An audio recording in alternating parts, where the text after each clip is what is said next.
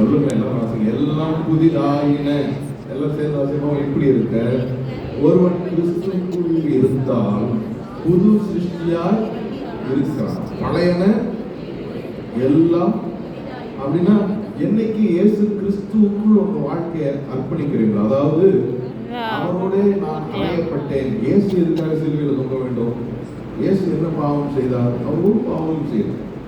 அவர் பாவமே இல்லாமல் அன்னை மரியாளுடைய வயிற்றிலே பரிசுத்த ஆவியினால் கருத்தரிக்கப்பட்டு ஒரு பரிசுத்தமான குழந்தையாக பூமிக்கு வந்தார். எவரேயர் 4 அதிகாரம் சொல்லும்போது அவர் எல்லா விதத்திலும் சோதிக்கப்பட்டாரா, ஆனா பாவமே செய்யலை. 4:15 he had no sin, பாவமே செய்யாத அவர் எதற்காக சிலுவையில் தொங்க வேண்டும்? ஏன் அவர் சிலுவையில் தொங்கணும்னா, அவர் உங்களுடைய என்னுடைய பாவத்தை அவருடைய சரீரத்தில் ஏற்றுக்கொண்டு நம்ம அந்த பாவத்தின் சம்பளம், அந்த பாவத்திற்கு வர வேண்டிய தண்டனையை நாம் அனுபவிக்காம அவரே சிலுவையில் அனுபவிச்சார். அதுதான் சிலுவை மரணம். நான் சொல்ல புரியுது அவருக்கு? அப்போ என்னைக்கு அவர் அந்த சிலுவை மரணத்தை ஏற்றுக்கொண்டாரோ, அவர் ஏற்றுக்கொண்டதே நமக்காக, நம்முடைய பிரதிநிதியாகத்தான் அவர் சிலுவையில் தொங்கினார். வாசிக்கல 2 கொரிந்தியர்ல அதே 5ஆம் அதிகாரத்துல கொஞ்சம் முன்னாடி நீங்க வாசிங்க, 14ஆம் வசனம்.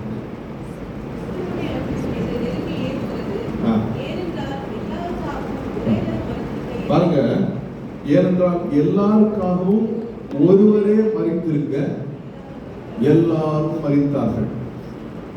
தனித்தனியா தண்டனை அனுபவிக்கணும்னு அவசியம் இல்லை. எல்லாருக்காகவும் ஒருவரே மரித்திருக்க எல்லாரும் மரித்தார்கள். உதாரணத்துக்கு இப்படி சொல்றேன், 11 பேர் நம்ம சார்பா ஐபிஎல் விளையாடுறாங்க.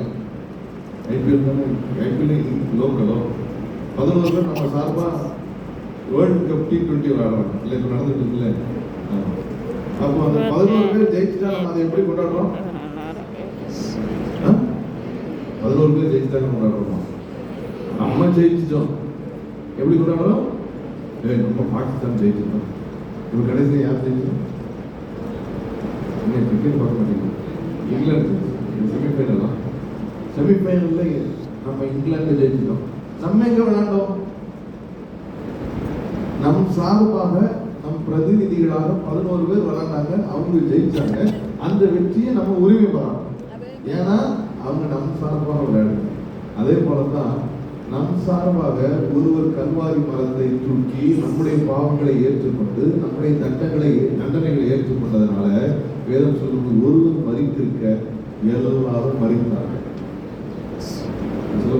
ஒருவர் மரித்திருக்க ஏங்க நம்மளாம் எப்போ செத்தோம்? நம்ம சார்பாக ஒருத்தர் சிலுவையில் செத்தோம்.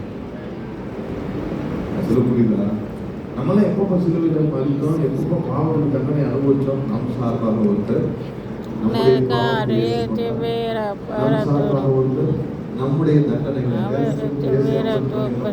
நம்முடைய மீதலுக்காக அவர் அடிக்கப்பட்டார், நம்முடைய அக்கிரமங்களுக்காக அவர் ஒடுக்கப்பட்டார், நமக்கு சமாதானம் தண்டனை. அப்ப நமக்காக அவர் மரித்திருக்க எல்லாரும் பாவத்துக்கு விளக்கப்பட்டார். பாவ கடன்ல இருந்து இன்னைக்கு எல்லாருமே விடுதலை. எதனால? நாம் சார்பாக ஒருத்தர் மரித்தார். நான் சொல்ல புரியுது உங்களுக்கு? எத்தனை பேருக்கு புரியுது? எத்தனை பேர் இதை நம்புறீங்க? எனக்காக இயேசு மரித்தார், என் பாவத்தை தான் அவர் சிலுவையில சுமந்தார் நம்புறீங்களா? என் பாவத்துடைய தண்டனைக்காக தான் அவர் அடிக்கப்பட்டார் நம்புறீங்களா? ஆணி அவர் உள்ளாவில் குற்றப்பட்டதெல்லாம் எனக்காகத்தான். கண்ண மூடி சொல்லுங்க, எனக்காகத்தான், எனக்காகத்தான்,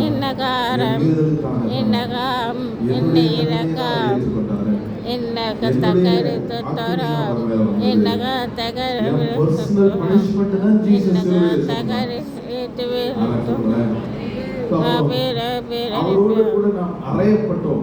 கலாத்தியர் 2ஆம் அதிகாரத்துல அந்த வசனங்கள் இல்லை. கலாத்தியர் 2ஆம் அதிகாரத்துல எப்படி சொல்லுது? அறையப்பட்டேன் என்ன சொல்லியிருக்கு? கிறிஸ்துவுடனே கூட நான் 2:26 கிறிஸ்துவுடனே கூட சிலுவையிலே அறையப்பட்டேன், ஆயினும் பிழைத்திருக்கிறேன். அறையப்பட்ட செத்து இருக்கணும். பவுல் அதுக்கு பதில் சொல்றாரு, ஆயினும் நான் பிழைத்திருக்கிறேன். ஆனா இன்னைக்கு பிழைத்திருக்கிறது நான் அல்ல, இந்த உடலுக்குள்ள கிறிஸ்துவே பிழைத்திருக்கலாம்.